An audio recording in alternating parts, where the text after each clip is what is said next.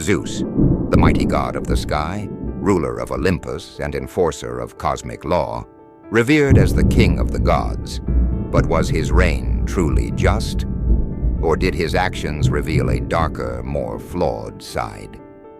Today on Infinite Haven, we ask, was Zeus a wise and fair ruler, or a tyrant with the power to punish at will?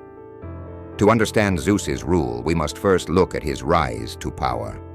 After overthrowing his father, Cronus, and defeating the Titans, Zeus ascended to the throne. The victory over Cronus was a moment of liberation for the gods and the world. But was it a noble act of justice, or simply the next power grab in a long history of divine conflict? Zeus promised peace, but the myths tell a more complicated story. He distributed power among the gods, assigning dominion over the sky, sea, and underworld. In doing so, he maintained a balance, at least on the surface. But was this balance based on fairness or a strategic power play? Zeus was often called upon to resolve conflicts among gods and mortals alike. He became the ultimate judge, but his actions were not always as impartial as they seemed. Consider Prometheus, the Titan who defied Zeus by giving fire to humanity. While Zeus saw this as a direct challenge to his authority, the punishment he dealt was extreme. Prometheus was chained to a rock where an eagle devoured his liver for eternity. Was this justice or cruel overreach? Prometheus was trying to help humanity, and yet Zeus's wrath seemed disproportionate to the crime. Then there's Sisyphus, who tricked death itself. His punishment, endlessly rolling a boulder up a hill, was a curse of eternal frustration. While Zeus may have viewed this as necessary to uphold divine order, was it not a vindictive use of power, or perhaps an act of hubris against a mortal who had outwitted the gods? Zeus's wrath was infamous, and often sparked by personal slights or defiance. But were these actions truly justified by the god's need for order? Or were they simply an expression of his unchecked power? Take Zeus's treatment of his wife, Hera. While his numerous affairs with mortals and nymphs might be seen as a betrayal of their marriage, Hera's constant wrath toward those who were his lovers or children also paints a picture of Zeus's complicated reign. His acts of infidelity were met with vengeance.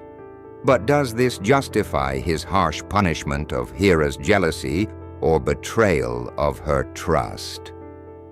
Zeus also didn't hesitate to punish mortals who overstepped their bounds.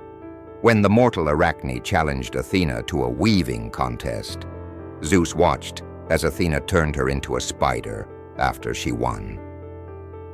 While Athena carried out the punishment, it was still an action Zeus allowed, raising the question, was the punishment justified, or was it a display of divine cruelty against an innocent mortal? Despite the instances of wrath, there were moments where Zeus displayed fairness and mercy. His leadership at times aimed to uphold order in the world. In Homer's Iliad, Zeus attempts to maintain balance in the Trojan War, refusing to intervene too directly despite the pleas of the gods. He knew that fate was already written, and his interference could upset the natural order. In this case, Zeus shows restraint, choosing to let fate run its course. Zeus also extended mercy to mortals when the situation warranted. He spared the lives of heroes like Perseus and Heracles, guiding them on their quests. He also took pity on humanity during times of great suffering, like the flood of Deucalion, offering salvation to the righteous survivors.